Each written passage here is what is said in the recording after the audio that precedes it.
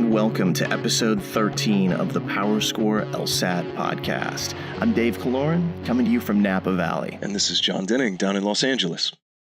And today's topic is a big one. It is the Digital LSAT. Yes, indeed. A huge sea change in the world of LSAT preparation and taking the test in law school admissions. That's right. And so in honor of that amazing topic, I have chosen a drink that reflects what I think is the color of the digital frontier, and that is blue. And I am having a blue Hawaiian, the ultimate classic. You are going to immediately have to explain to me what that is. That is a tropical drink, and it features rum, so some good white rum in there, and then you put blue curacao in. That's where the blue color comes from. There you go. And then there's juices in there that are pineapple and coconut. And so that kind of gives it different flavor profiles depending on how much you weight each of those. There you go. I don't drink these often, I'll be honest, but when I saw this topic, I was like, yes, it's got to be blue. Yeah, that's a drink that calls for an umbrella or something. So how do you top my incredible drink choice Well, tonight? I think I have topped it, although I'm inspired by you. I'll give you that much credit. I am drinking a blue drink as well, Johnny Walker Blue, which is a scotch that I appreciate, but only from home, because I know the financial sting. You've taught me in price. Yeah. You've taught me in price, not in color. This is one I try to avoid when I'm out in public because I need a raise. It is expensive in general. We'll talk about that after the episode. No, we won't. Okay. The music from tonight is in keeping with our theme, and we have chosen a song from Daft Punk. Great band. They did an incredible soundtrack for the movie Tron Legacy. Mm-hmm. In fact, some people said, they made an album and then had a movie made as their music video. Some people said that? Some people did say that. Oh, God, I'm not even and I think it's actually pretty cool. Yeah, that's a great... I think the album itself is great, but this song in particular. The soundtrack is fantastic. Yeah. The whole album is great. The song that we've chosen is actually from more or less the opening credits, or very close to the opening. It's called The Grid. This is the Alcala remix because the video online shows a bunch of footage from the movie, which is just an incredible looking movie. Yeah, which we'll link to. Tell me I'm remembering this correctly. Didn't your daughter love this movie? She thinks it's beautiful looking when I showed it to her, which wasn't that long ago. It's actually been in the last couple of weeks. Yeah. We were watching it, and of course the music was playing, and she turned to me and she said, "This is beautiful, Daddy." And I'm like, "Yes, you're my daughter." She's got good taste. Yeah, that is your child. That is a gorgeous movie visually, and the music is just insane. I wonder how she feels about the Digital LSAT. She doesn't have a feeling yet, but since that's the world she's going to grow up in and that will be her normal, she's going to feel great about it. Let's talk about the LSAT world. Yes. So this week is something that's actually related to the Digital LSAT. LSAC, in their generosity, has released 2 additional full LSATs on their familiarization platform. So 2 1/4. 2 1/4, actually, yeah. Because previously they had one test with 3 sections on it, just to get familiar with it. Now they've added the 4th section to that test, and then they've added 2 more exams. So there's a couple prep tests from the 70s, and in there 3 of them exactly. And if you want to look at those, they are at familiar.lsac.org. And if you don't want to have to memorize that, as always, we will just link to it. Yeah, we'll link into it. And as we'll talk about later, it's a great idea to play with their interface. Mm-hmm. You really want to and need to if you're taking one of these tests that is digital, because there's some ins and outs that you're going to want to familiarize yourself with. We're going to talk about them tonight. We're going to go in depth on talking about the digital format. But in the meantime, check it out yourself as well. Those tests are there. Spend some time. Dave, if I can just probe your opinion, thoughts, feedback for those tests that have been released? I'm sure it's all positive. I'm glad they've added them, and I think free tests are one of the great things in life. Okay. So I'm a huge fan of free tests. I am less of a fan of the scoring ability of these tests. I feel like you should be able to get to the end of the test, hit a button, and it says, okay, we know the scoring scale for this test. You've gotten a 160 or whatever your score is. And instead, you don't get that. In fact, when the time runs out in each section, you're done. It just sits there. You have to physically go back and then go to the next section. Manually move yourself forward. They did make one addition that I do like, which is you can now see the correct answer. but you can only see it as you do each problem. It says, see answer or see correct answer. And so you click on it and it's like, oh, it's D. It doesn't correct you. It doesn't show you in visuals that you're right or wrong. So I would like to see a little bit more with that. Yeah. I am confident, however, that they are working on that. I've been confident they're going to add scoring to it at some point. Although they've been doing these digital tests since 2017, and there was no scoring back then either. So that's true. I know they're working on it. It's just it's something that'll come eventually, and then it'll integrate. I'm sure right now with the digital test looming, they've got more on their plate than worrying about whether or not they can score a test. Now they've shown the answers. I'm sure they're like, this is a familiarization tool, not a true test analytics tool. So I'd say that's 90% compliments and gratitude. Good for you releasing more free tests. But, clean it up, guys. Eventually, yeah. I'm sure it'll come eventually. There. But as we look to the future with digital tests, I think it's important to keep this in perspective. Yes, very much so. And one of, to me, the most crucial ways to keep things in perspective is to talk about, as people, I think, in a lot of ways, understandably fear this, what feels like a seismic change, to think about the nature of the history of this test and how it has actually changed over the years. And I don't want to dwell on this because history's both boring and in a lot of ways irrelevant. But I do think it's important to kind of see where the test has been to keep a appropriate understanding of where the test is going.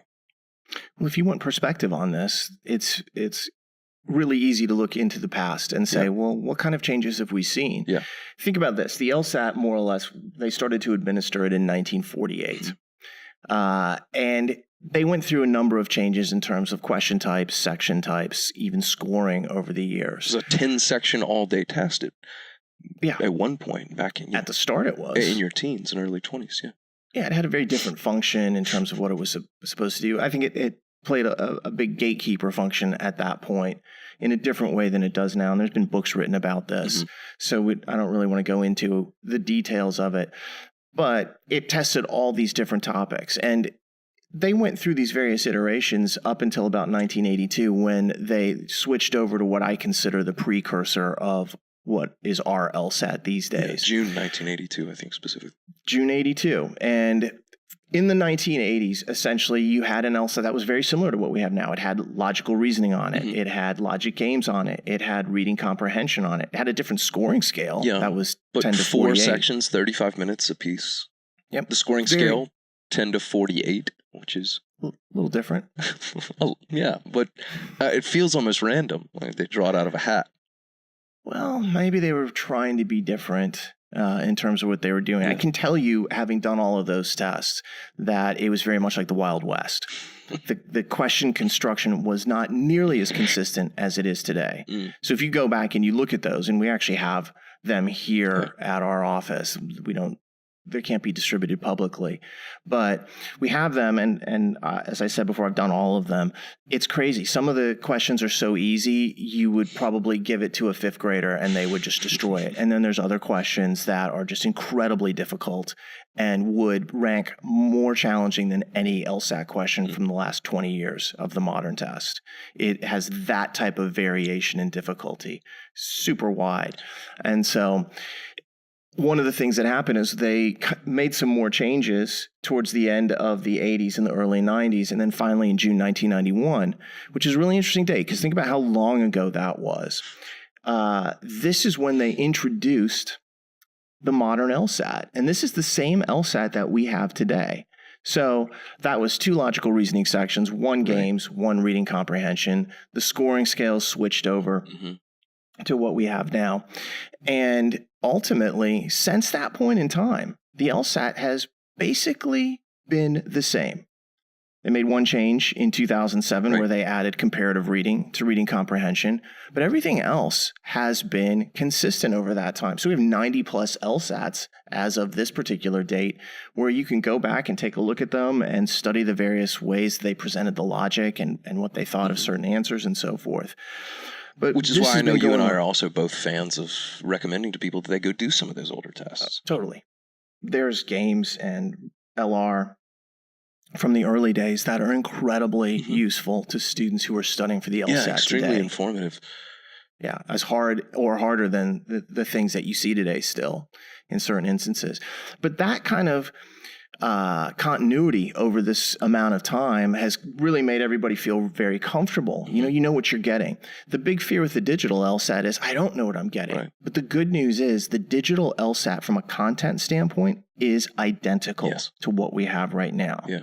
You're not taking a different test. You're using a different interface to take this test. Instead of it paper, you're now going to be on a tablet. We're going to talk about all that and how that changes the game that we're playing.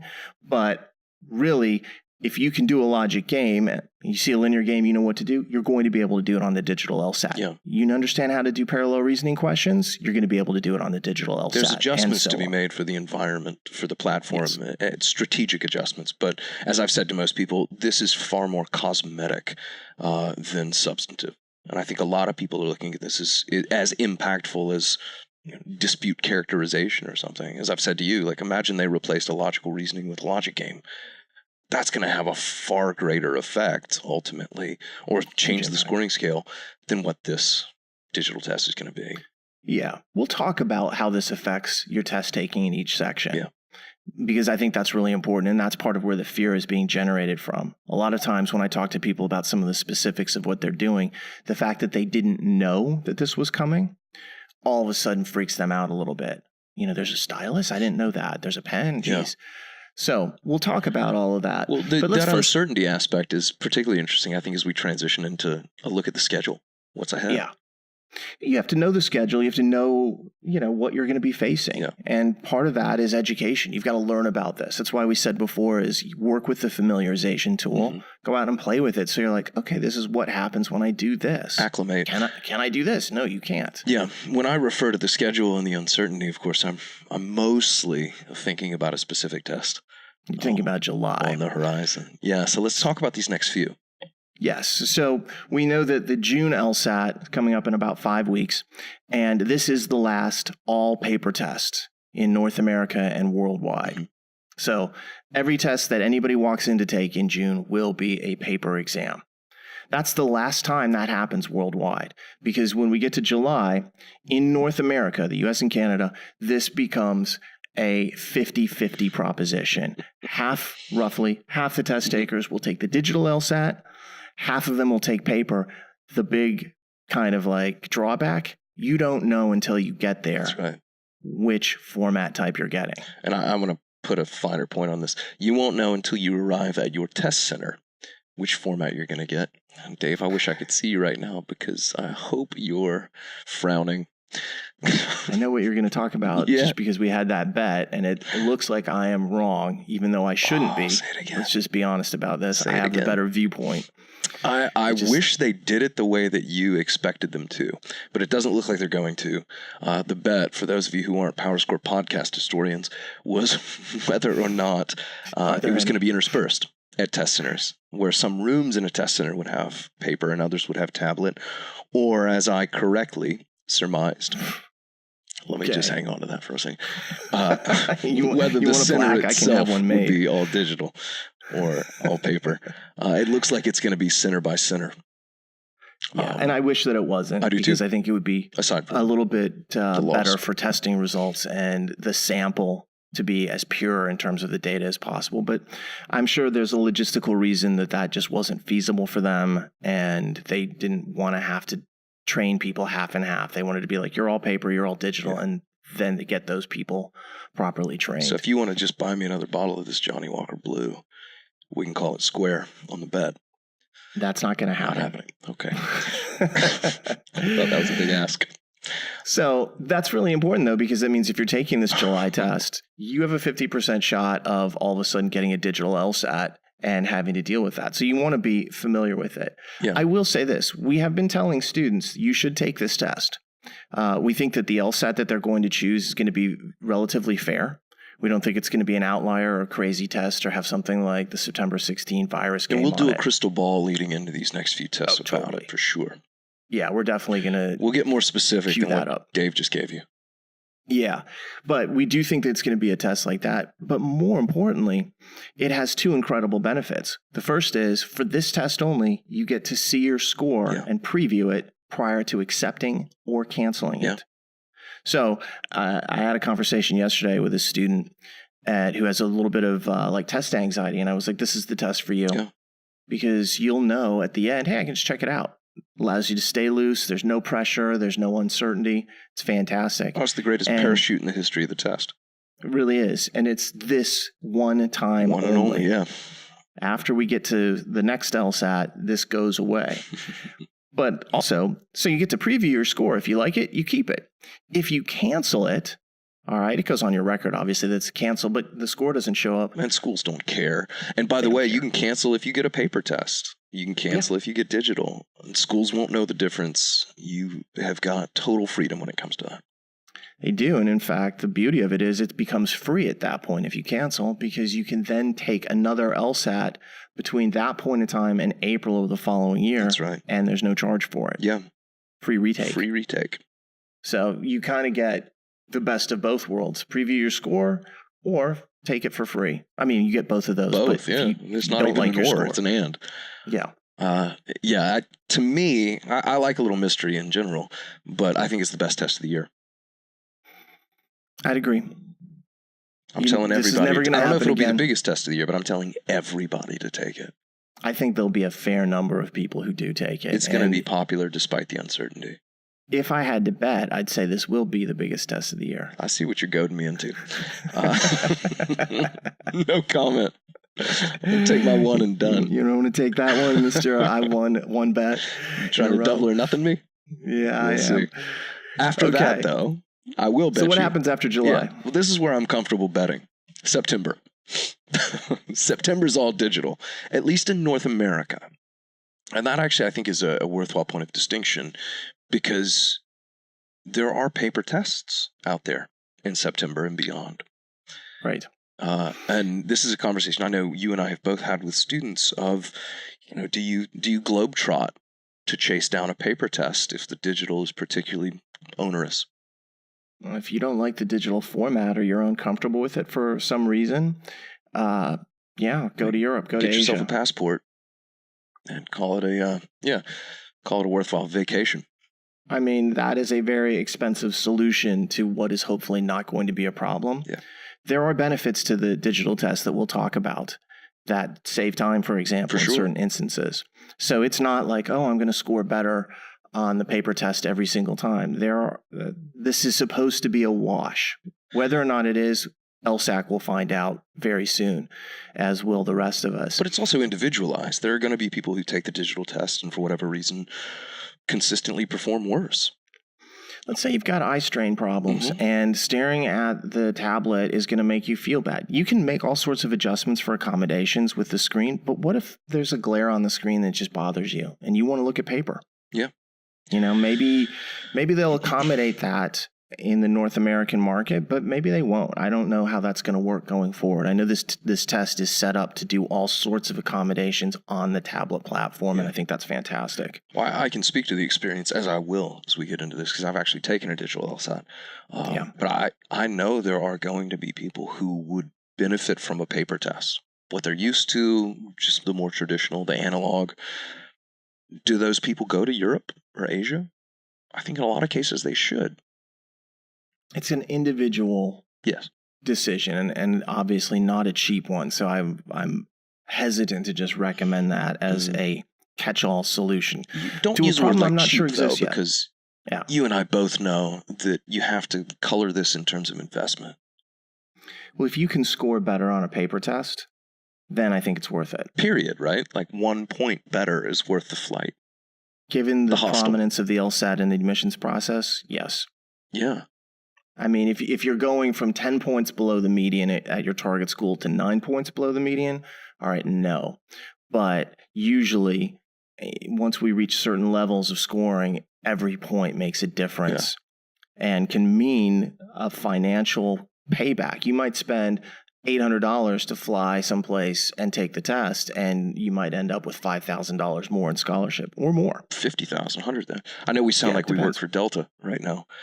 Hoping for a flight voucher, but it's an interesting side point. Though. And you and I have also talked about is how long do we think that the international test will remain paper? Yeah. So I don't have an answer to that if anyone's wondering why we're being a bit coy.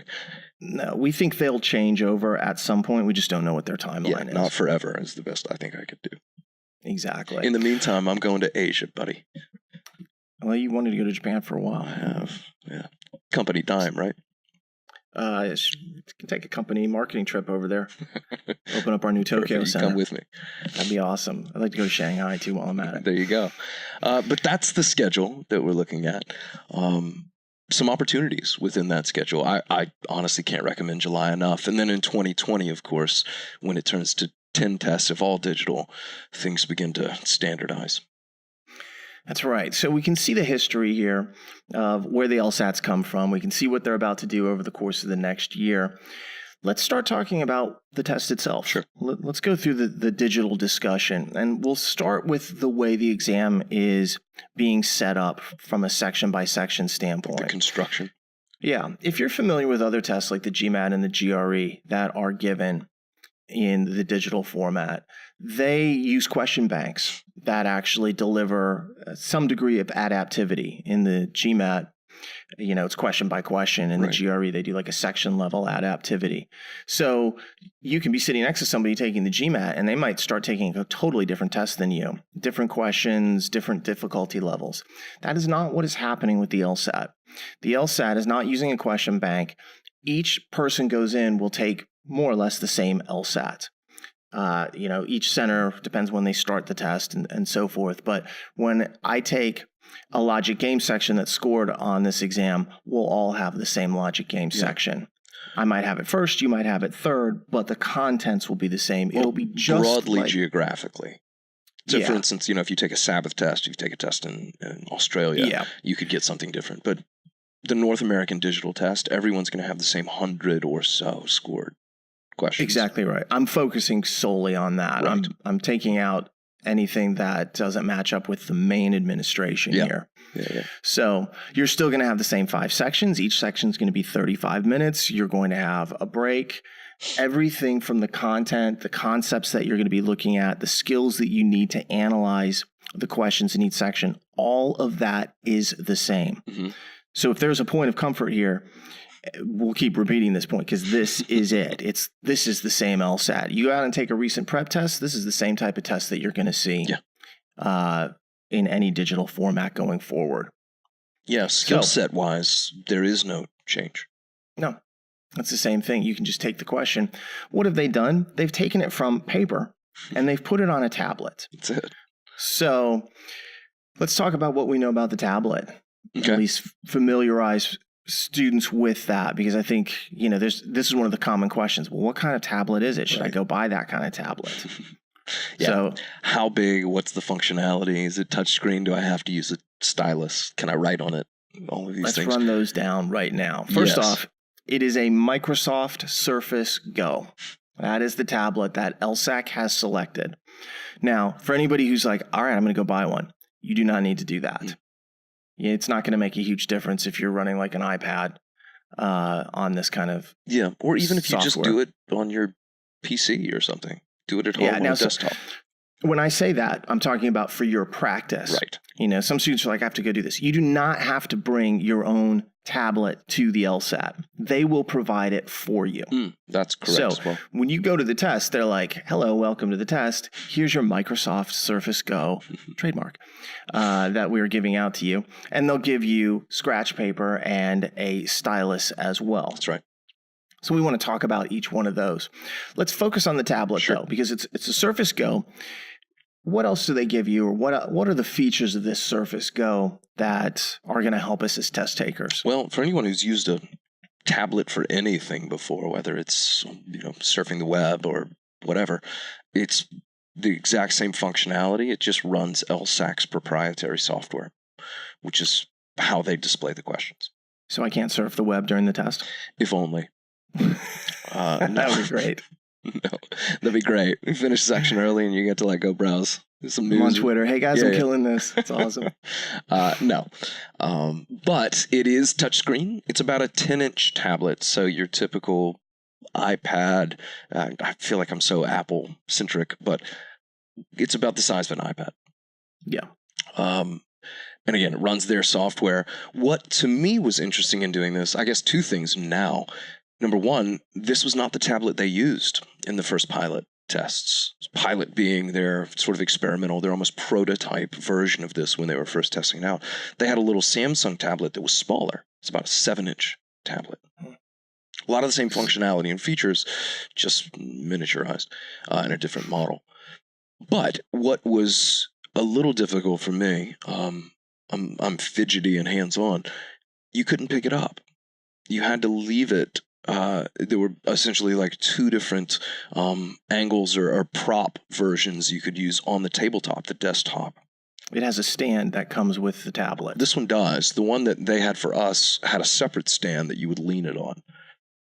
Okay. Surface Go's apparently have a built-in little kickstand thing. Yeah, and when you say you couldn't pick it up, it wasn't because it was too heavy for you, which I know is a concern. It was instead that they were like, no, don't pick it up. You know, Don't. dude, I was so nice to you when we talked about 1948 as the LSAT started. And I could have been like, when you were in college. I didn't. Now I was not born in 1948, thankfully. Now you're going to criticize my forearm strength. No, it wasn't that the tablet was too much for me. It's that we were not allowed to move it around. I think it was for a test security thing, so I couldn't kind of hold it up over my shoulder. Well, if you're holding it, maybe somebody behind you sees the question That's you're exactly, on. And not that they're on the anyone same question. wanted a copy of mine necessarily, but they required us to leave it propped on the table. You could touch it, but you couldn't pick it up. And that's going to be the same case as all right. So the future. We know that the tablet's going to be on the desk. You'll be able to like lay it flat, prop it up, you name it. As far as implements go, yes, that's the next step. This was the most generous moment of the digital pilot day, is they provided us with a pen that had a little rubber nub stylus, where an eraser would typically be for a pencil, and they let us keep it. Wow, they gave you a gift. I got a souvenir. Nice. They had it nice and branded. Did you steal it? I threw it away. But that's part of LSAT history. Yeah. Come on, I needed that. I know, for the first ever digital museum. test, and I have nothing to show for it. I think I'm going to start an LSAT museum. I need that for It's it. going to be one small room.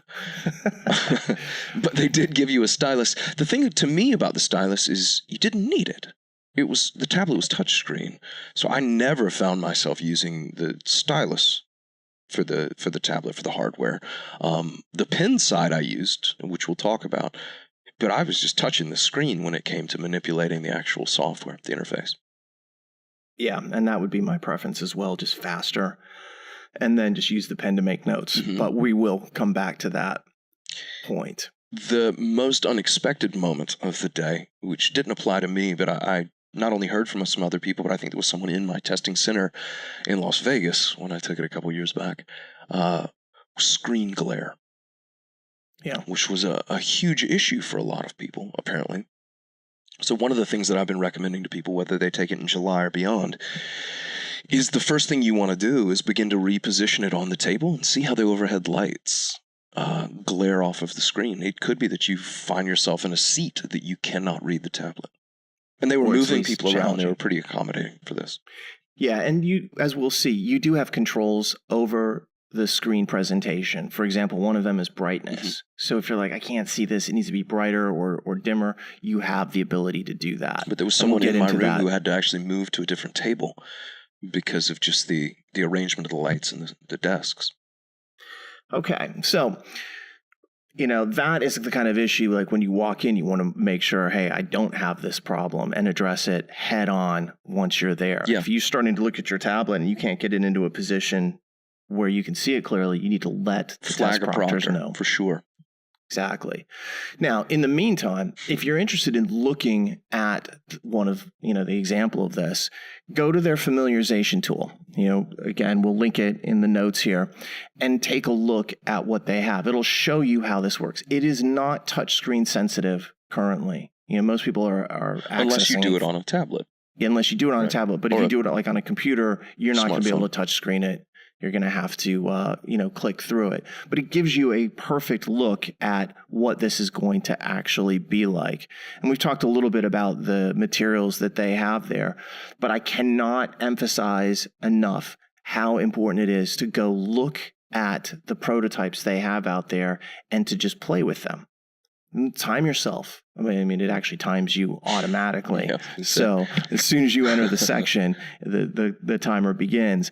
But on this kind of like practice environment, work with it. See how to use each of the tools and get a familiarization with what it's like to, make diagrams and so forth, which we'll be talking about in just a second. Yeah, we'll give you some actual strategies to best use the tools that you have.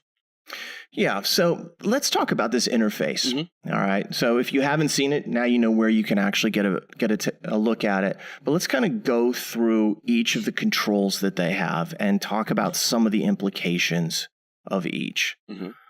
All right, so each test starts off with what is basically a directions or a cover screen, where they're like, hey, it's got the regular section directions on it. This is a logical reasoning section. There's 26 questions. You'll have 35 minutes.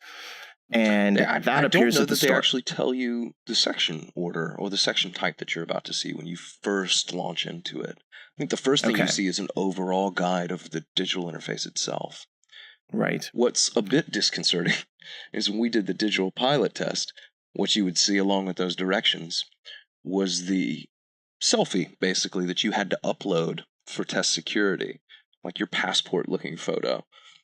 So along with the section directions were, it was just a giant image of my own mug looking back at me on the tablet, which... That must have been scary for you. Terrifying. Terrifying. Yeah, it looked like a mugshot, which is what most of my pictures turned out looking like. But yeah, that's what I would actually see, not only between sections, but at the start of the test itself, was this big 6-inch picture of me. Well, I think some of the stuff is still being worked out. Mm-hmm. Currently, that's what they have showing up. The one thing I will say is those directions, when you see that splash screen, the timer's already started. So we always say, go into the test and don't read the directions. Know the directions, right. Know the directions beforehand so that there's no waste of time. Just clicks through immediately to the questions and get going. So that's the first thing that you should run into, some type of directions, let you know what's going on. Well, that's a good tip, though. You sit there and read 20 seconds worth of directions, you've lost 20 seconds worth of answer opportunities. Yeah, because once it starts, it's going, and you don't get to stop it. You don't get to pause it. It will run itself down. And it's automated between sections, too, which I know some of the people in the room, at least with me, didn't realize. They think they get a breather between sections. They look down, and they've lost a minute. Yeah, it kicks you from 1 to 2 and 2 to 3, etc. So that's rough, because usually there's at least that moment of like, whew, that was interesting, and then you lean back, and as then the proctors fumble and have nope. Yeah. Somebody's like, can I go to the bathroom? That kind of thing. That is all gone. And as we'll see, because there is that timer that's running there, that's going to be a real benefit in general. But there are times like this where it's like you have to remember that it is running on its own pace. If you know what to expect, yeah. Yeah. Now, we talked a little bit about the brightness control that is at the top of the screen. You also have the ability to make the text bigger or smaller, as well as the line spacing greater or lesser. So you have the ability to manipulate the appearance slightly.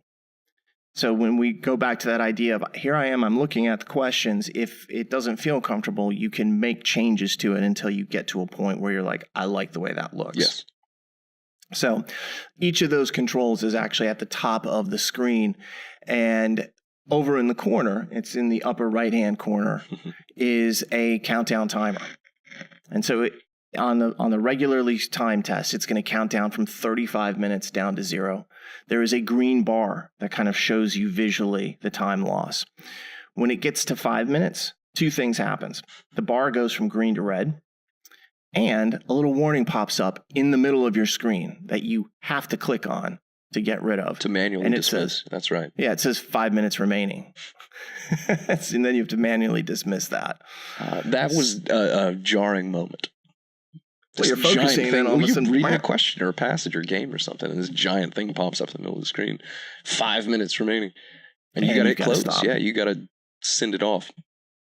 But I will say, for anyone who has ever either struggled to keep track of their pace or time, people worried about watches, and I don't know that anyone listening to this could, appreciate just how often we're asked about watches.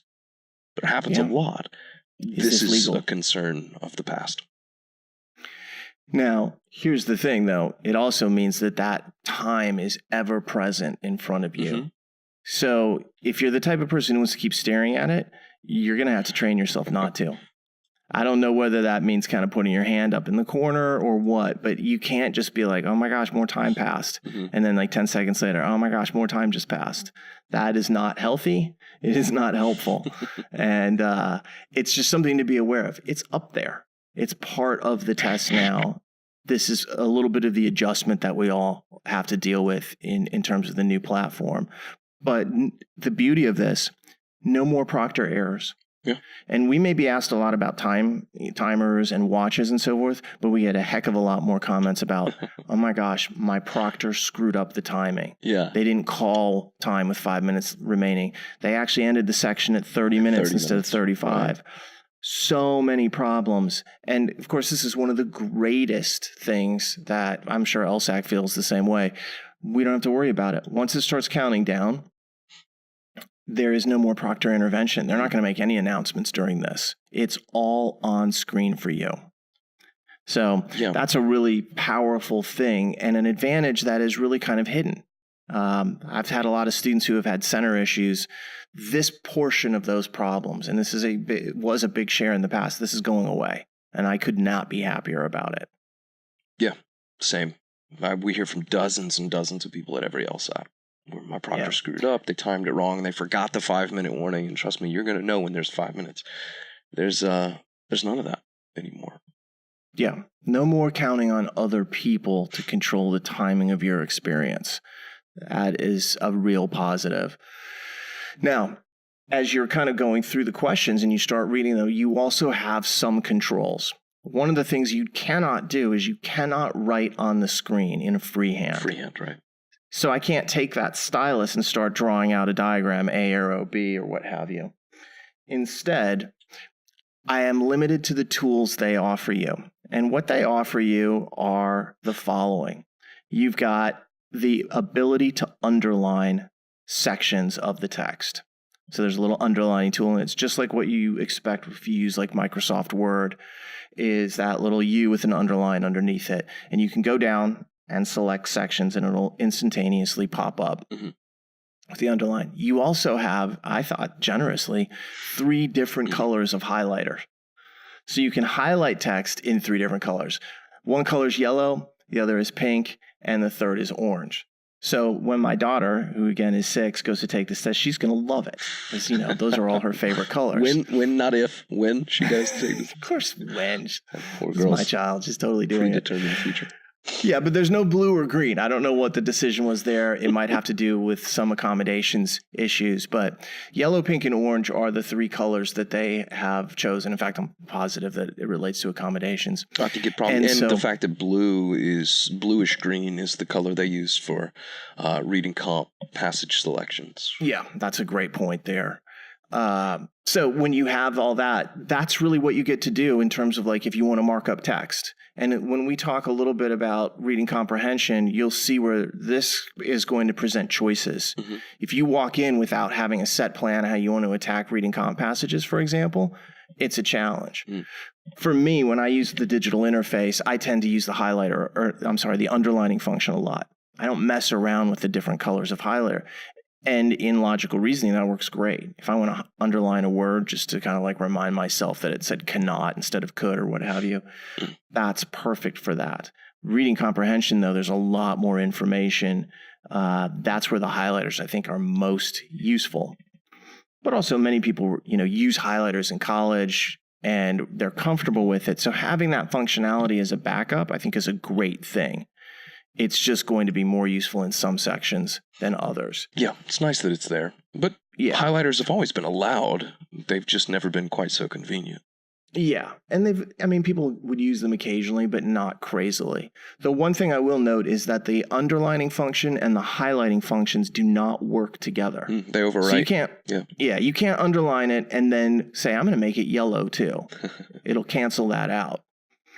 So they replace each other. That's right. What I do like about this is you can select whichever of these tools you kind of want to default to, and it'll follow you through the section. So let's say you're an underliner. You can select underline at question 1 in a section, go to the next question, still underline the same way. And again, it's one thing to describe this, but it's so easy to practice it. Our talking about it doesn't really do it justice, the experience. No. Go underline some stuff. It's your default choice if you select underline. If you go to yellow highlighter, then that becomes your default choice. Correct. And the next time when you put your cursor onto the text of the screen, it's going to want to say, okay, look, now I'm going to highlight that in yellow. And I'm a little embarrassed, but I'll put this out there, to say that it took me a minute how to figure out how to deselect one. And the answer is you just click on it again. So if you don't want to have an underliner selected, click the underline thing again, and it'll deselect it. To get rid of it. That's my personal admission. No, well, I always like to hear about your personal foibles. Yeah, well. Now, you also have an erasing function. Yes. So if you have put a bunch of underlines and highlights and then you decide later on that was a huge mistake, you can go back in and be like, all right, I'm going to erase it. And hopefully that doesn't happen. That's not what we want to have happen. But sometimes people are like, nah, I shouldn't have underlined that. The one thing to note is the control level on the highlighting and so forth and the erasing is not letter by letter. It's word by word. It snaps to words. Yeah, so it does the whole word, and you can do sections pretty quickly that way. Yeah. So that does make it nice, but it's something to be aware of. You're not going to be able to get the first part of a word. Right. You're getting in the same way that you can't erase letter by letter, character by character. It erases entire pieces. Okay. So the way the questions are displayed on the screen is very much the same. Like in a logical reasoning question, you'll have the stimulus on the left-hand side, and then on the right-hand side of the screen, you have your question stem and then your 5 answer choices. And more or less, each section works that way. Mm-hmm. Maybe it's the logic game that is, over there on the left, and then the answer choices are on the right along with the question stem. Yeah. Same thing with reading comp.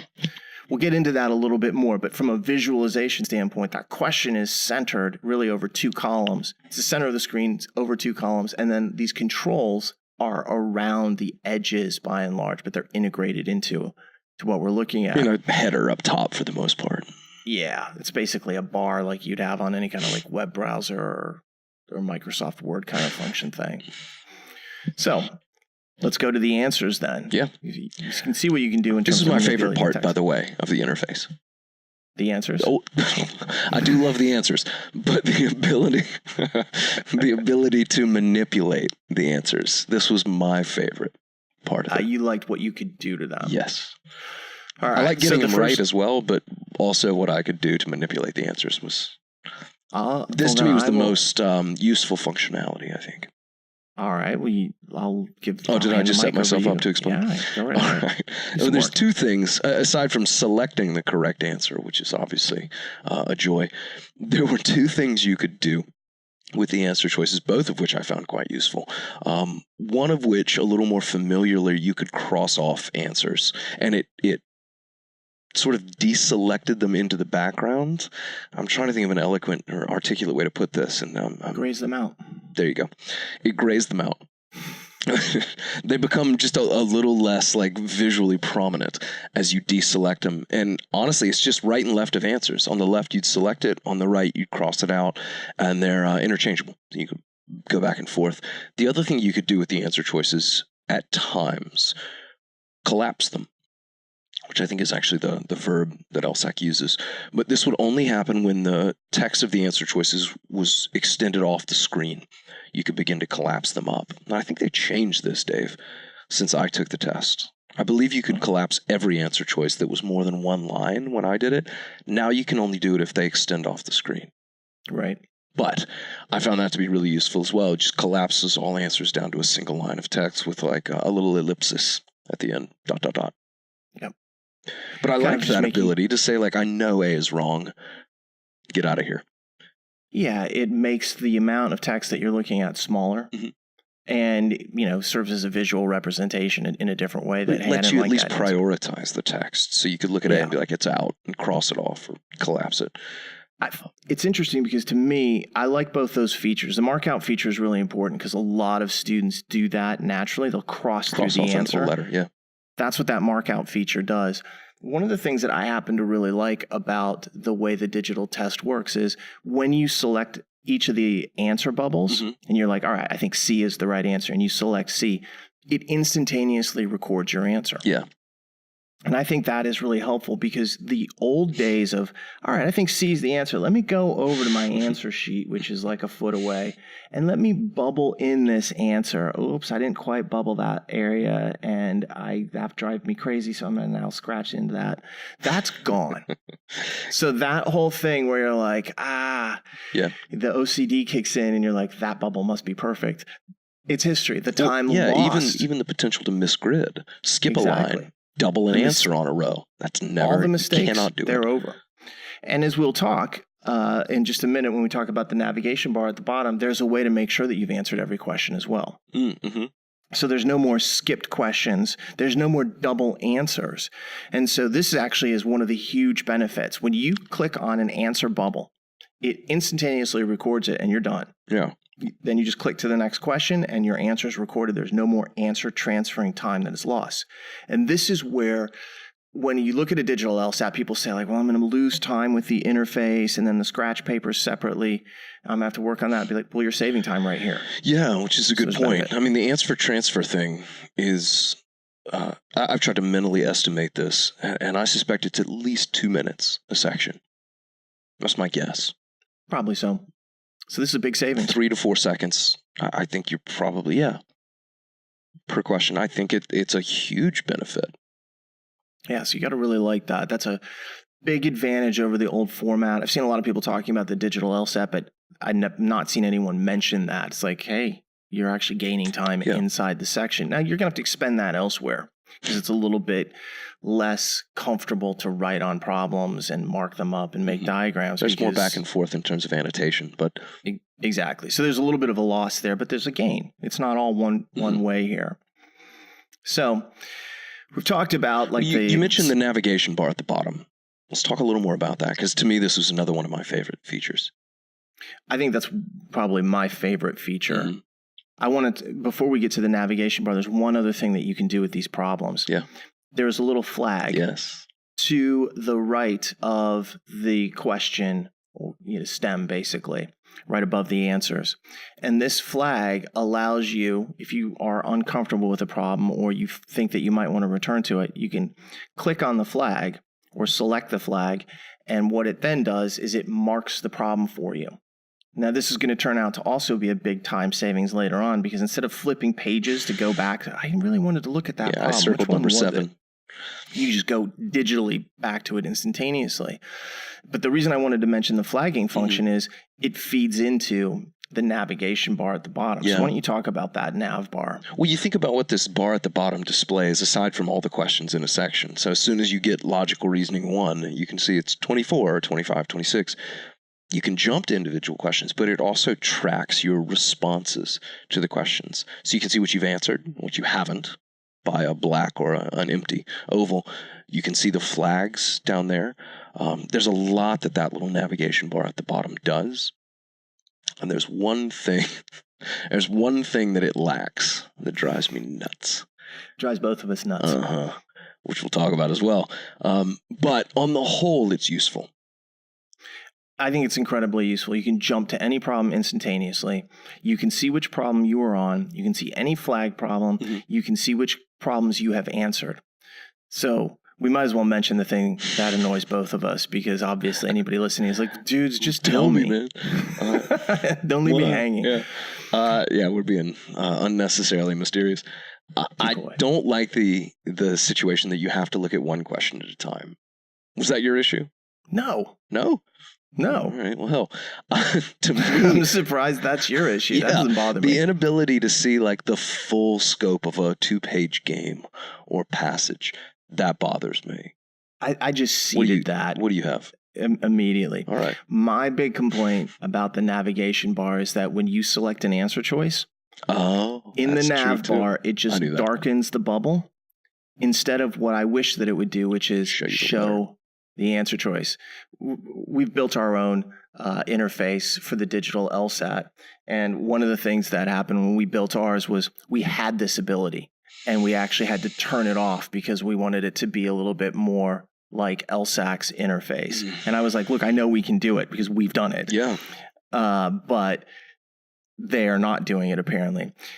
This, as we will see, is a real problem because let's say you just went through the test and you looking back on all your answers and you've got to guess on the last three. Well, one of the really high level strategies that we talk about is if you're a pretty good test taker and you look back on the section and you see that one answer choice hasn't come up, guess that at the end. Right. Because it's more likely to come up at that point. You won't be able to employ that strategy any longer. You can see it on a Scantron. You just scan down the columns. This you can't. That's a bummer to me. Yeah, no, I actually knew that was a gripe of yours.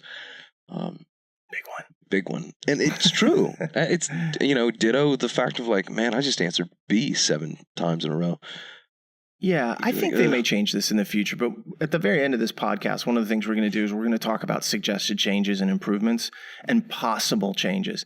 I think this is one that, in a year or two, I could see them saying, why not? What's the harm in it? You used to be able to see your Scantron answers. So clearly there's not something about that information that's bad.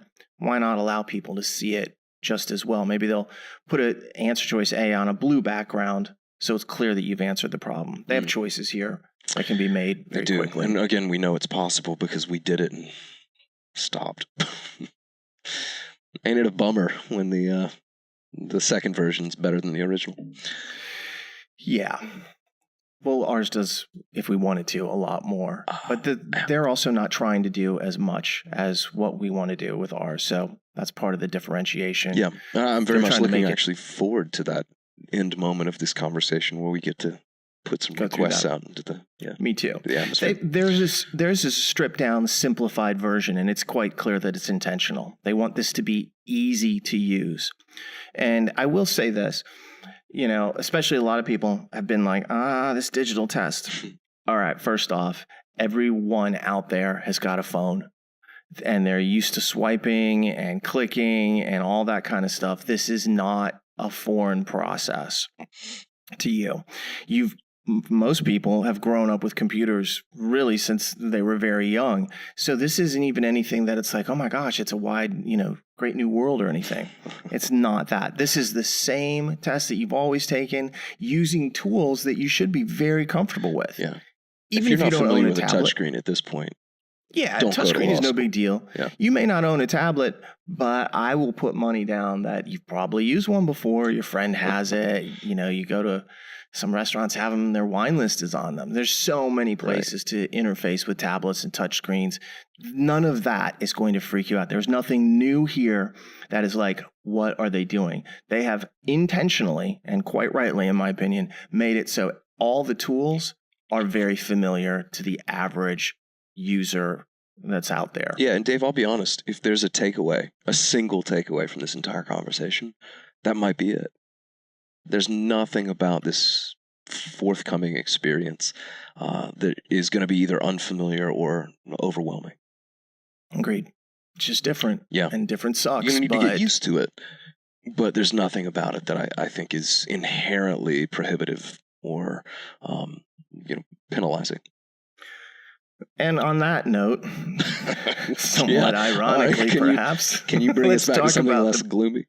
Yeah, let's talk about the big difference. And which is coming. I know what it is. This I actually do know. Yeah, and this is the one I think that is what's striking fear, where everybody's like, well, it's kind of similar, but you can write on your paper and pencil test. Right. You want to mark through a line, you can do that. You want to draw a diagram right there. It's inches away from the problem. You can't do that on this exam, at least with freehand writing. To do that, however, they will give you, and they do give you, scratch paper. So scratch paper will be there, which I find kind of funny. We're taking a digital LSAT, but we still need scratch paper. Can't quite get away from it now, can we? Not yet. We'll see. I think at some point they're going to integrate the ability to freehand on the tablet onto the questions or on top of the questions. But right now you cannot do it. You cannot do it, and I think the problems inherent in that mean that it's not coming in the next 6 months or even 12 months. Yeah, I would take the over on 12. In the future, I think there's a chance they'll be able to do that. There's just issues. I don't know if you'll agree with me on this, but one of the, I think, positive attributes I've seen of LSAC of late, and let's just give a distant high five to Kelly Testy. Let's say that she's been a motivator of this. They seem more responsive, more aware than they have been in the past. I think if enough people are loud about not being able to freehand annotate, I think it could actually have an impact. I think they'll hear it and listen and change. Yeah, I think they're open to discussion. Yeah, so make some noise, people. Yeah, in a way that I haven't seen in prior years. Right. It's less of a black box than it used to be. They still have to, obviously because they're making a test, a lot of it has to be under wraps. But sure, but there's a secrecy, but it's less of a walled garden than I've seen.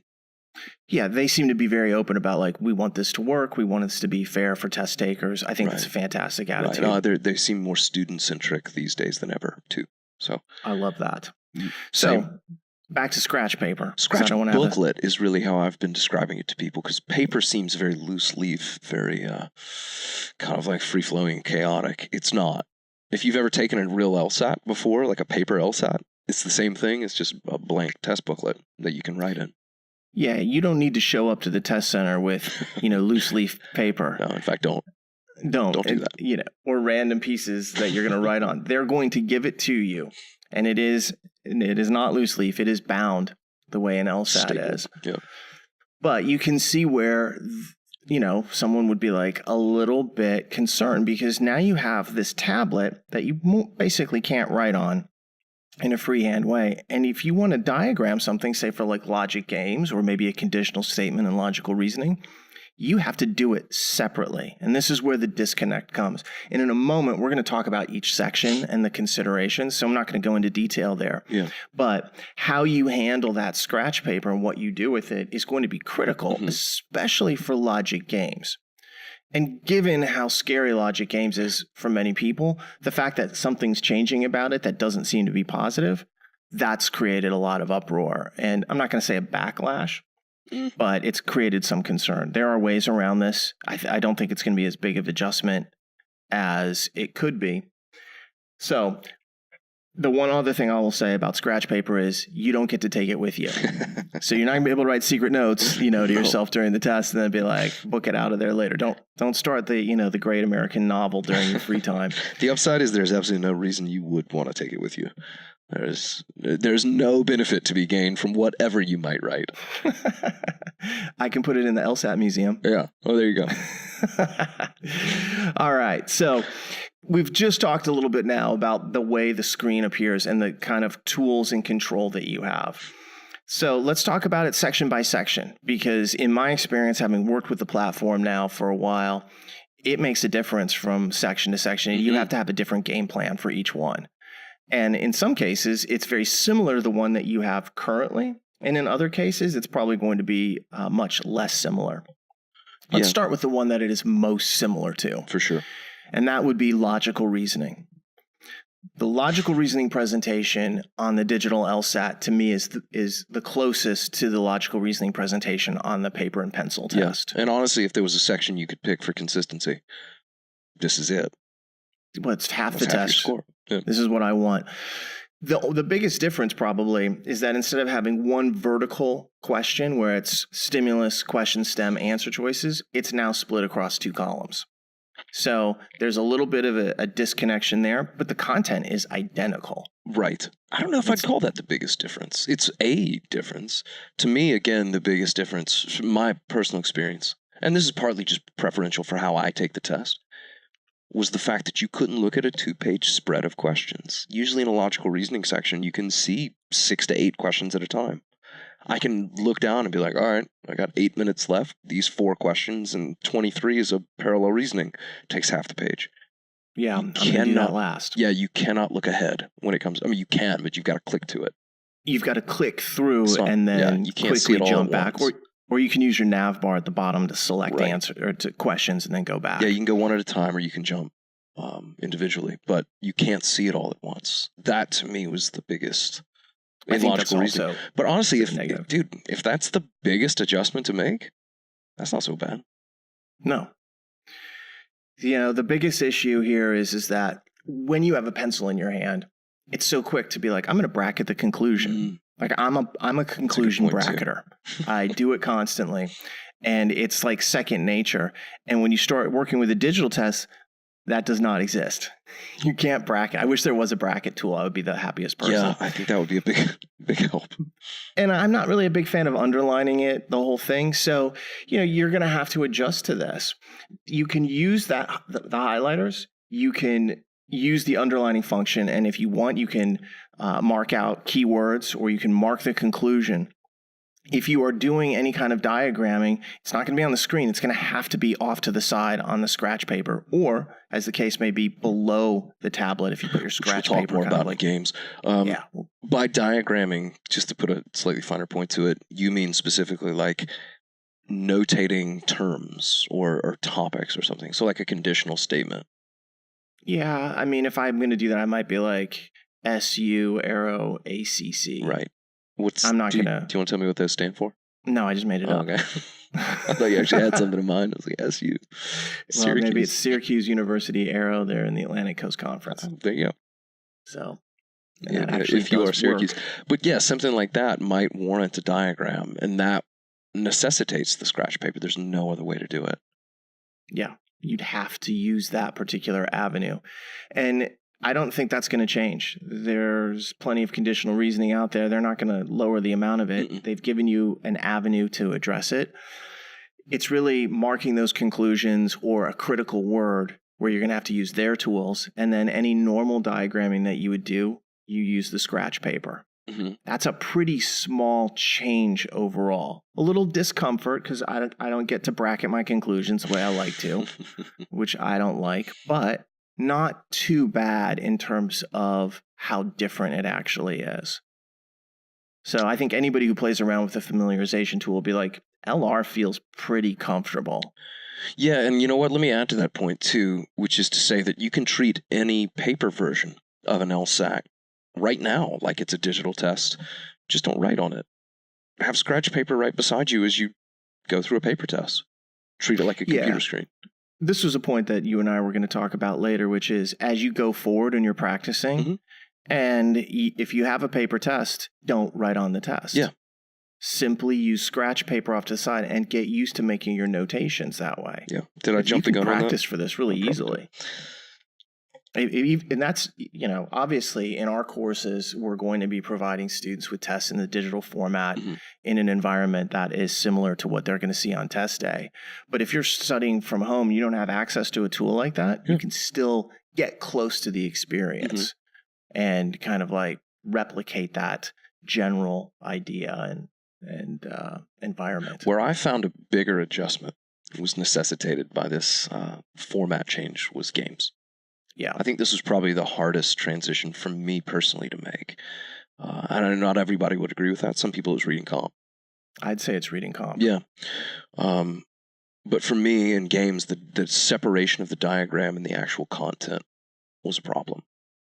Problem's too strong a word. An adjustment. It took a moment. A challenge that you have, if you're used to doing it one way, and you and I certainly are, to all of a sudden have to do it in a very different way, it's off-putting. This is where the fear for many people started to creep in. But I'm going to tell you that practicing with it and getting used to it is actually a big way to thwart those concerns. So when we talk about logic games, when you get to that section, on the screen is, as always, divided really into two halves. On the left side, on that half, you have the game scenario and the rules. Yes. And so for each game, that's consistent. So like if you have 6 questions, for the first 6 questions, that just stays identical over there. And then on the left-hand side, you have each question and the answer choices. And then the rest of the tools around it are the same. You can still flag. There's a navigation bar. There's the answer choice markouts, the highlighters and everything. So the big problem, though, is, of course, you're now unable to draw underneath the questions and so forth. Or to write, right underneath the rules, what the rule diagrams would be or whatever, or local questions underneath the individual question items. So I had to experiment a little bit. I had to play around with it to try to find what for me was the most kind of comfortable experience. And I had a certain golden opportunity in this. You know this, Dave, because when I took the digital pilot test, they reused an LSAT that I had seen before that was public, September 2014. So about 3 questions in, I immediately went from my original objective, which was going to be the first 180 on a digital LSAT, the first -0 score to, again, pad my resume, realizing that didn't mean so much when it's a test that people had seen. So I just started playing around. And one of the things that was really useful to me in Logic Games was the way that I kind of configured my scratch paper in the screen to try to almost make it like a contiguous view. So on the screen, obviously, you have the questions, the rules, the scenario. And what I did is I moved the scratch paper right underneath it, basically. So it almost flowed down from screen to paper. And so it turned essentially into just one long view of what the diagram was. Yeah, if you think about it, if you've got a tablet, one of these Microsoft Surface Go's that's slightly inclined, and then you put the scratch paper right up underneath it, it's going to look like one big, almost legal-sized sheet. Exactly. Yeah. So it just turned into like a 1.5-foot long stretch of question, text, handwriting. And I found that was, to me, the easiest way to kind of maneuver through it. Right, and when you do something like that, what you should then do is take your main diagram and put it at the top of your scratch paper, right underneath the tablet. Yeah. And underneath is not really the right word, below it, so that as you track down from looking at the tablet, you immediately see your main diagram. Yeah, kind of flowing down from screen towards yourself.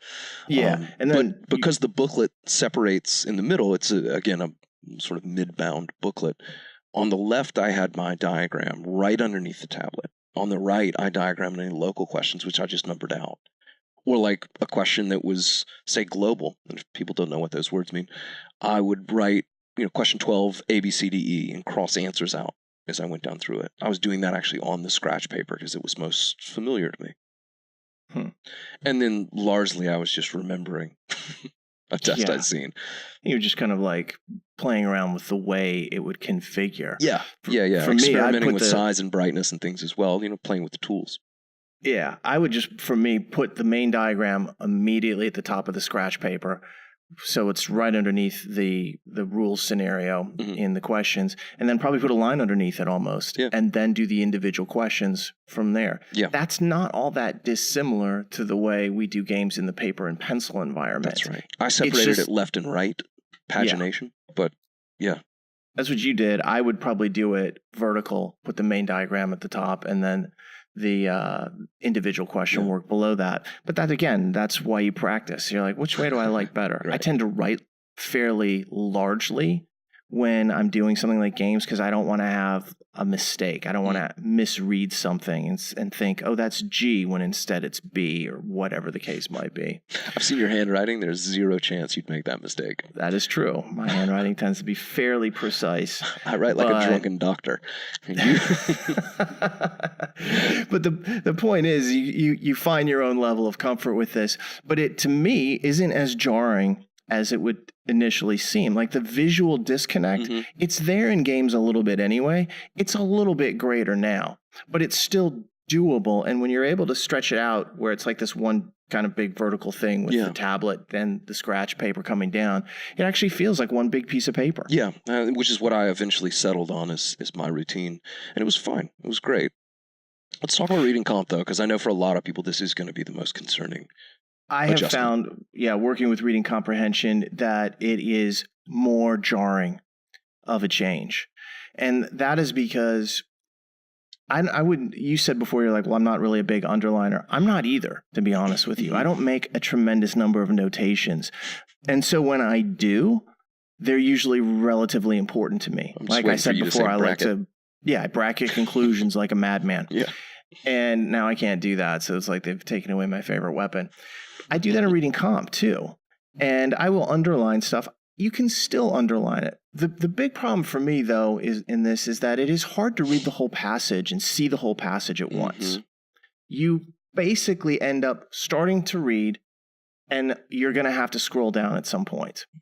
They do have a special feature in reading comprehension in this section alone where they allow you to see the passage with a question, or you can just see the passage only. And right now, I still have mixed feelings as to which is the best approach. I like to see a question at all times, so I've defaulted to using like the question view. But you still are going to end up scrolling down. Yeah, all that means is it's basically separated into two, a left and right column on the screen. The left is the passage you have to scroll up and down to see the entirety of. Or you can go passage only, as they call it.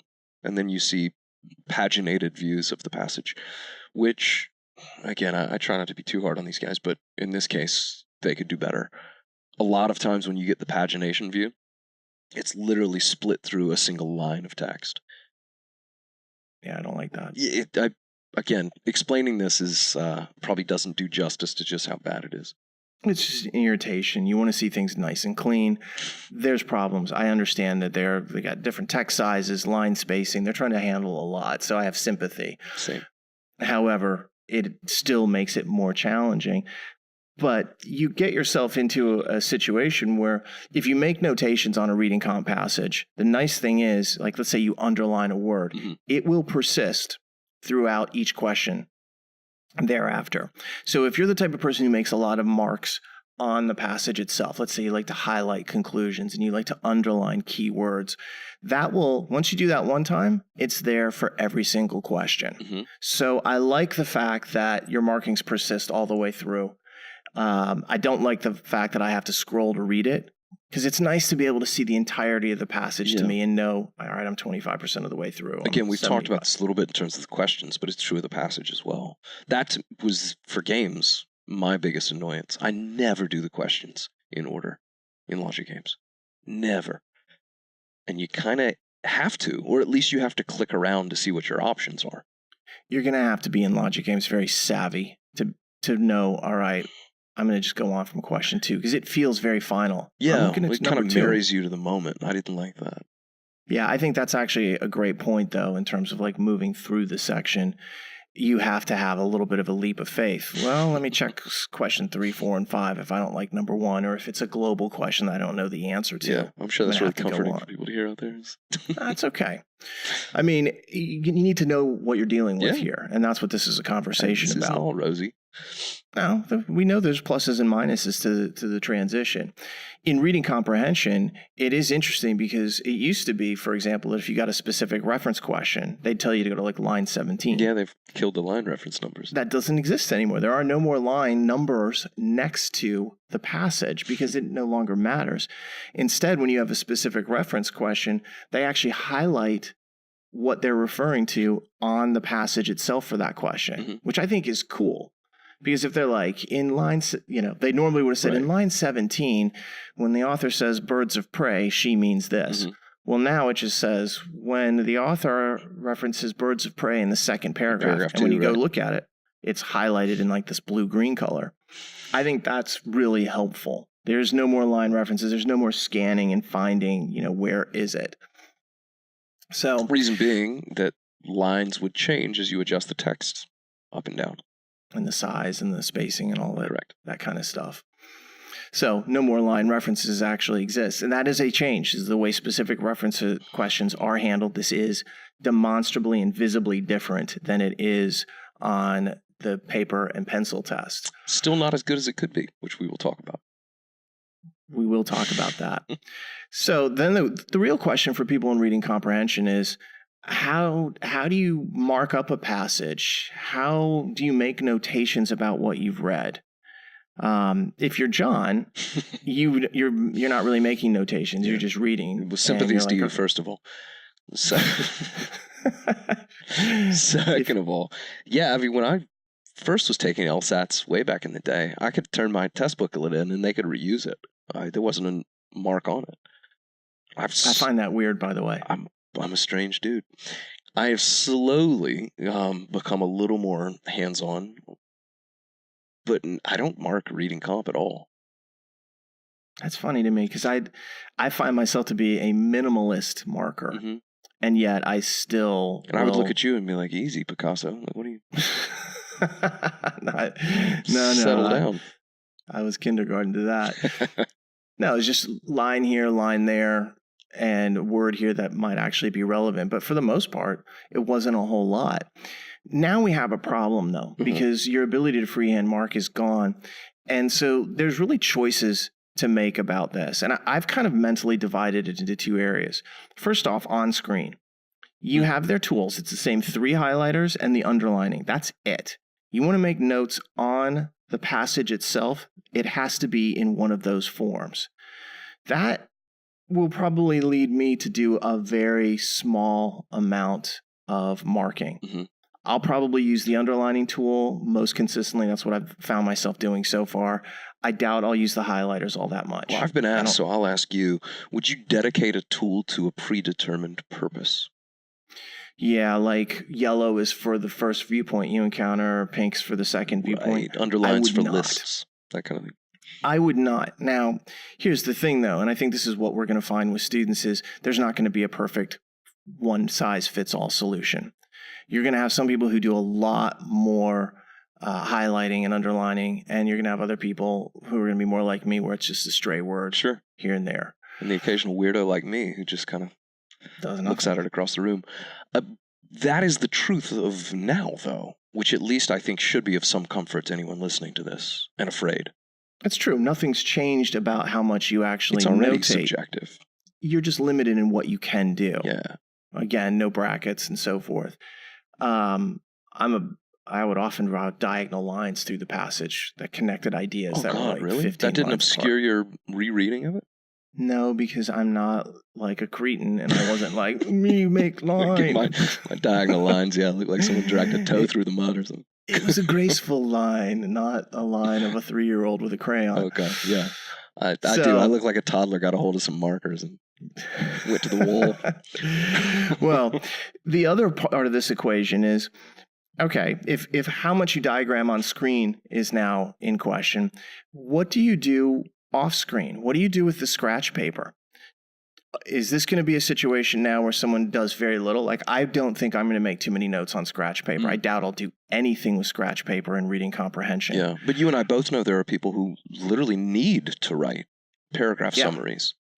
They write summaries of what they've read, and I think that's actually going to be great for this. And I think what you're going to find is that there are combinations. There's some people who don't use the scratch paper at all and do a little bit of diagramming on the passage. And then there's going to be people at the other end of the spectrum who make notes on the scratch paper about what they've read, like a little outline of the passage, like first paragraph's about this. And then they also have a bunch of notations and underlines and highlights on the passage screen itself. So this is where practice is going to really make a big difference, because there is not one answer. And I can tell you, I wish there was. I wish I could say the right way to do it is this. Yeah. You do a little bit of that and a little bit of that. I think it's going to be a blend of the two for most people, but you're going to have to discover what you feel most comfortable with. And there's no one out there that can say, this is the right way to do it. No, that one-size-fits-all solution is never applied to this. And it continues not to. I should put a disclaimer on this too, Dave, because I don't want anyone listening to this to get the impression that you or I or anyone necessarily is some sort of ideal. This is not some gold standard. I diagram not at all. That's not something necessarily to strive for, or that's going to be the best solution for other people. You diagram minimally, but maybe a little more. I know great test takers who, again, mark it up like an insane person. Yeah. And that's the way for them to do it. The fact that you make very few notations is irrelevant to me. And I'm not being dismissive. Sweet. Like, I don't care what you think, John. You're worthless. The fact that you have a thought is... That is not at all what I'm saying. What I'm saying is, from a test-taking standpoint, I'm not changing what I do because you have an approach that worked for you. I know that what I do works for me. And how do you know it? How do you know it? Because I've proven over time that it works for me. Perfect. It's through practice and experience. Every LSAT. I'm really good at reading comprehension, fortunately. I've read my whole life. I love reading. And I would feel weird if I didn't make some notes. And you can be a great reader and still make a ton of notes. Sure. It's what's most comfortable for you. It's what you grew up doing, how you studied in college. All those things translate to what you do with this. In your situation, that formula has produced a minimal amount of note-taking and marking. I'm also spectacularly lazy. And I think that probably plays in. That's probably the actual explanation for why you are the way you are. That's a lot of what it is. Either way, John also doesn't care that I make a whole bunch of notations. So from a test taking standpoint, this is the kind of thing that is personal and doesn't impact other people. Right. Now, if John was like, I've decided to draw a conditional statement and it's this way, I might be like, that's inefficient. Possibly. So disclaimer one is that neither of us is necessarily the objective goal in this. Disclaimer two for me would be, I do still think it's a good idea to try to diagram less in general. I think if you could set some sort of bar, the rule should be minimalize, like do less, be more judicious. All else being equal, less is better. Yeah. However, if it's not working, that's when you start adjusting it. And, if you're missing 15 questions in reading comp and you're trying to get to missing 8 questions, it may be that making little summaries of the paragraph that you just read is incredibly useful and important. Right. So it really depends on where you are on this scale and where you're trying to actually get to. That's fair. Ultimately, the proof's in the results. But I would say for the majority of people out there, they probably overdo it. Yeah, this might actually be a certain impetus in the right direction. Well, we'll see what happens. This is why I think practice is really important. Yeah. And I think most people will find that doing reading comprehension on the tablet is the most dissimilar when compared to the paper and pencil versus logic games or definitely LR, which I think is the closest. I will say reading comp has been the feedback that I've gotten from people who've done some digital practice. Reading comp has been the one where I think they've felt the most out of sorts. Yeah. It takes some adjustment. The first time I did it, I was like, this is weird and I don't really like it. But as I kept on doing it, I was like, all right, I can get with this. There's no choice. I have to get with it. It's just that you can see very much how this is very individualized. Mm-hmm. I mean, even this conversation right now, very individualized. All right. So, of course, the other part of an LSAT that's out there is the writing sample. Right. And the beautiful thing about the digital LSAT is you no longer have to take it on test day. So we're not going to talk about the writing sample because it is now taken separately at home. Well, pre-digital. Once you've taken, what's that? Pre-digital. Pre-digital, yeah. That's coming up in June here. And the beautiful thing is once you've taken a writing sample and you're satisfied with it, you don't have to take it again. So, or even if you're not satisfied with it, if you just happen to share a degree of my laziness, for instance. Why did I choose that? That was ridiculous. Yeah. So let's summarize what we've talked about as we head into the home stretch here. Well, yeah, I feel like some of this maybe could be mistakenly interpreted with some doom and gloom, and I don't see it that way. We started with a discussion of history, and I still think that in the grand scheme of things, most of this is a positive progression. I think there's a lot of pros. I agree with you. And I think when we look at the digital test itself, we've got some huge advantages. Mm-hmm. Obviously, it's going to allow all sorts of improvements in terms of timing and the test experience being kind of given to students. There's not going to be as much proctor intervention and as many problems. Just human error in general is largely going to be dissipated by the fact that this has gone digital. I love that. Yeah, me too. Another thing that I really like is the way answer sheets and score sheet errors are going to disappear. It's more human error, by the way. Yeah. On both, you are right about that. On both sides of the tablet. I will say this much. Most people, if they make their own mistake, they're like mad at themselves. But if a proctor makes a mistake, it's a whole different, they're thinking death. Yeah, I see a lot of people leave the LSAT with murder in their eyes for various reasons. Yeah. The proctor mistakes are up there.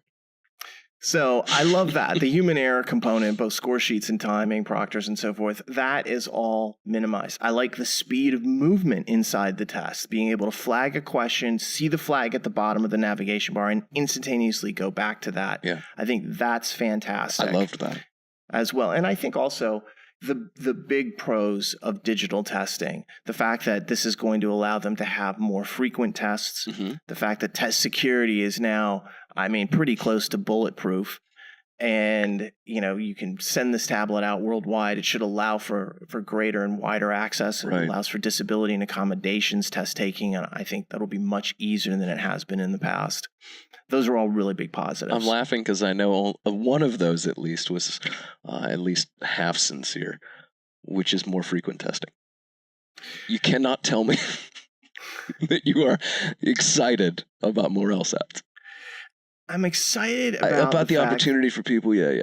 But, that I know. What I am not as excited about is 10 score releases a year, because those are so fraught with anxiety for most people. I hate that there's going to be more of them. They're already like, That's at least 20 days a year of our lives that are just inconceivably miserable.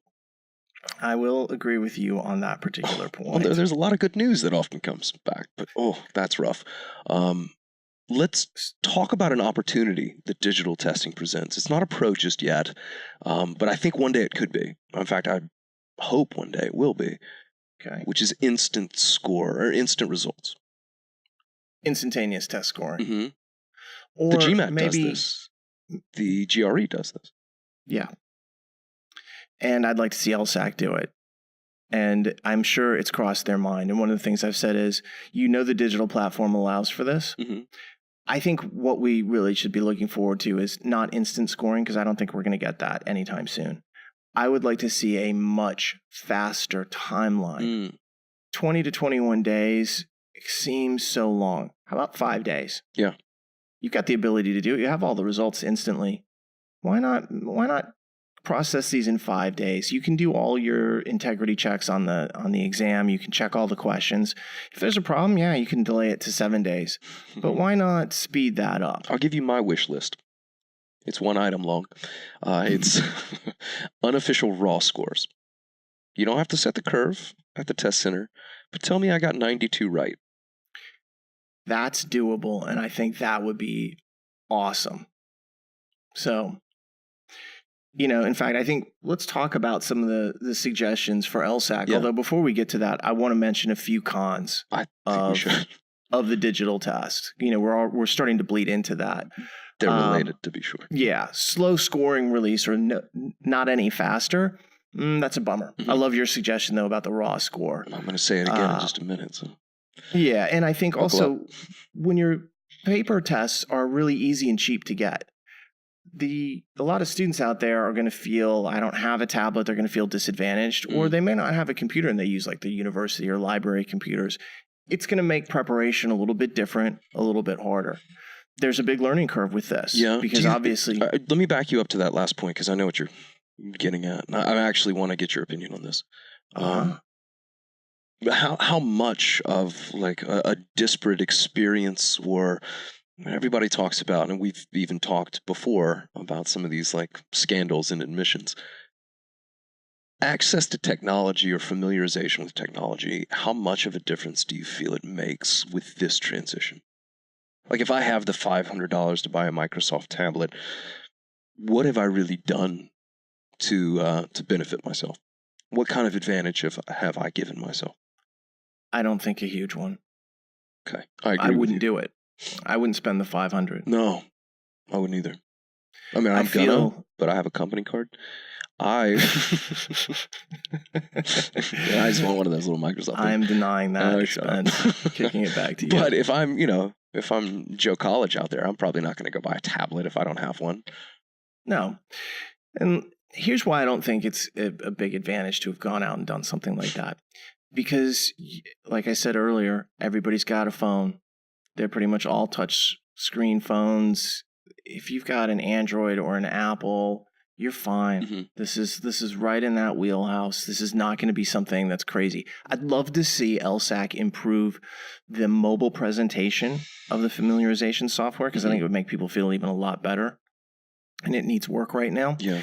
But I don't think that this is, from an experiential standpoint, something incredibly new. Mm-hmm. The specific tools and how it works, that's what you need to be familiar with. But it doesn't take weeks and weeks to get to that level. Mm-mm.